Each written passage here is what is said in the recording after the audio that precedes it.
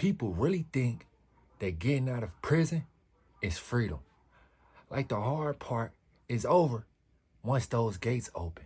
But the truth is, that's when a real test starts. Because now you free, but you broke and you behind. People constantly judging you, and you literally one bad decision away from going back to prison. So today, I'm gonna be sharing with y'all the 7 habits that saved me from going back to prison.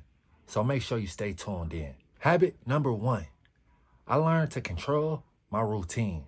After prison, nobody's coming to tell you what time to wake up no more, what time to go eat, what time to go to school, and what time to go to work. And I'm telling you right now, if you don't find the strength to make yourself do these things, then you'll easily fall back into the same cycle that you was in before you went to prison. So I learned to give myself structure. I woke up at the same time every day. I stayed constantly busy, and I didn't waste not a single second of my time. I figured that if I could win the cycle of routine, that it would be hard to spiral out of control. Because in prison, structure is forced. Out here, you gotta choose it. Habit number 2, I cut off access. Not just people. Everybody talks about cutting off people, but access is the real danger. I cut out certain times, certain places, certain conversations, and even certain friends. Because temptation, it don't only just come from people, it comes from patterns. And if I couldn't avoid it, I would just change my routine so it couldn't reach me. Habit number 3, I stayed boring on purpose. Here's something that nobody tells you. Boring saves lives. I wasn't outside every night. I stopped looking for excitement. I didn't care about looking cool. I stayed home, enjoyed my freedom. I worked hard. I learned a lot, and I rested. Chaos for me used to be normal, and peace was uncomfortable. But I had to learn to change those things. This right here was the turning point for me. So if you're still watching, make sure you bless us with a like. Habit number 4, I took responsibility without feeling ashamed.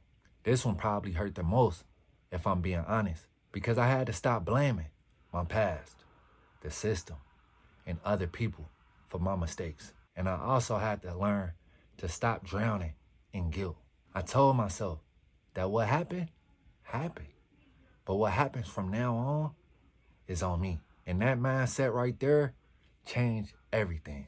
No excuses, no pity, just positivity and pushing forward. Habit number 5, I replaced old dopamines, aka adrenaline rushes. As in prison and in the streets, dopamine, aka adrenaline, comes fast, and you get a rush from it. Anything revolving drama, violence, hustling, or attention gets your blood going. So if you're an adrenaline junkie and you're trying to change, progress may seem a little slower.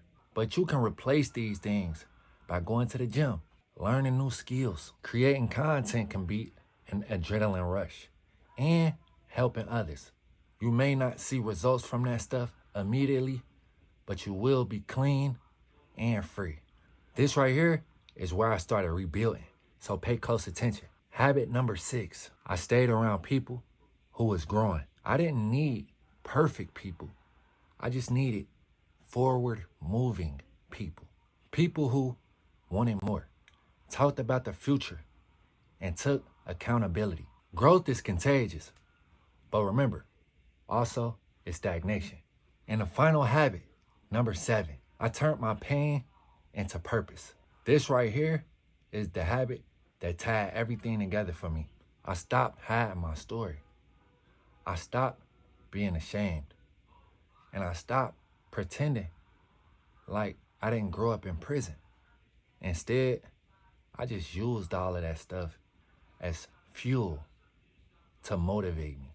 Because if my past could help just one person never go back or ever experience what I went through behind those walls, that my time was not wasted, because pain either imprisons you forever or it's the key to free someone else. And today, I received a beautiful comment from someone who is currently in a rehab halfway house, recently released from prison.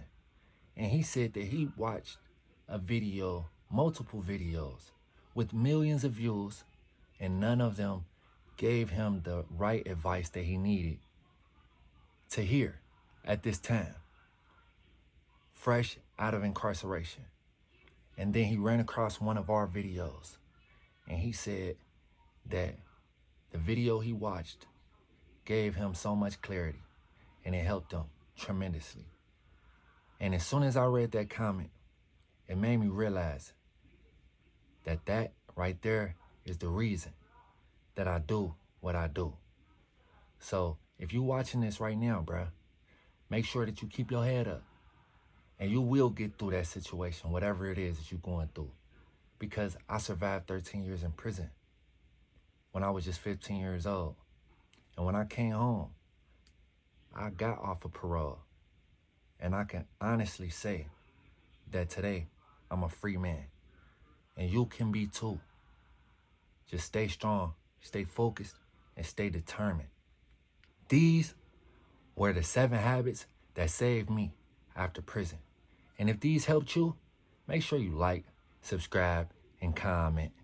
Because this channel isn't about where we've been, it's about where we're going.